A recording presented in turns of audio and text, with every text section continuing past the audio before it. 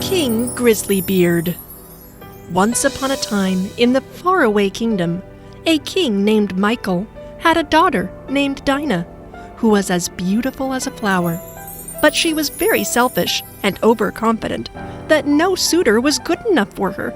She mocked many princes as they came to marry her. Once, King Michael made a great feast and invited all eligible suitors. Then they were presented before the king's daughter. But with each man she saw, she had some objection to make. One was too fat, another was too tall, the third was too short, the fourth was too pale. So she had something to say against everyone. But she taunted a good king who stood there and whose beard had grown weird. He has a beard like a grizzly bear. From that time, he got the name King Grisly Beard. But the old king, when he saw that his daughter did nothing but mock the suitors and hated all the suitors who were gathered there, was very angry and swore that she must marry the first beggar that came to his doors. A few days afterward, a beggar came and sang beneath the windows. When the king heard him, he said, "Let him come up." So the beggar came in his dirty, ragged clothes, and sang before the king and his daughter. And when he had ended, he asked for a small gift. The king said, "Your song has pleased me so well that I will give you my daughter as a gift, as your wife." The king's daughter trembled. But the king said, "I have taken an oath to give you the very first beggar, daughter, and I will keep it." The princess was speechless and had no choice but to marry the beggar.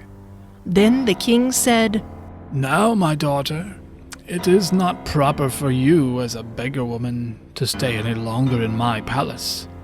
You may just have to go away with your husband."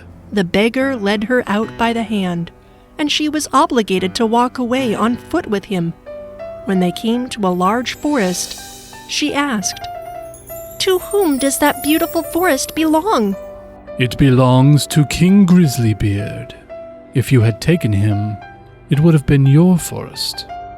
Ah, what an unlucky girl I am. Afterward, they came to a meadow. "To whom does this beautiful meadow belong?" "It belongs to King Grisly Beard. If you had taken him, it would have been your meadow." Ah, what an unlucky girl I am. Then they came to a large town. "To whom does this fine large town belong?" "It belongs to King Grisly Beard. If you had taken him, it would have been your town." Oh, what an unlucky girl I am. At last, they came to a very little hut. "Oh, goodness! To whom does this miserable, nasty hut belong?" "That is my house, where we will live together." She goes into the hut. Where are the servants? "What servants? You are my wife now. Make my supper. I am quite tired." So, I'm your servant. "Yes." But Dinah knew nothing about cooking, and the beggar had to cook himself supper. Then they went to bed, but he forced her to get up early in the morning. For a few days, they lived in this way and finished all their supplies. "Wife, we cannot go on any longer earning nothing. I will try to sell clay pots. You must sit in the marketplace and sell the pottery."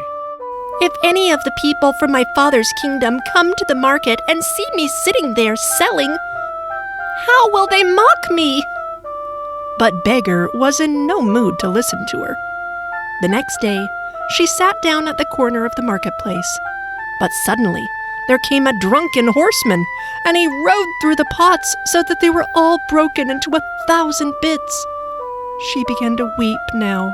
What to do? Oh, no! She ran home and told Beggar of the misfortune. "Don't cry now. I can see that you cannot do any work. So I have been to our king's palace and have asked whether they have a place for a kitchen maid. And they promised to hire you. In that way, you will get your food for nothing." Dinah was now a maid and did the dirtiest work. In both her pockets, she fastened a little jar in which she took home the leftovers, and each night she brought that food home to her husband. At the wedding of the king's eldest son, the poor princess went to the king's courtroom and placed herself by the door to watch. But servants carried dishes full of delicious food past her.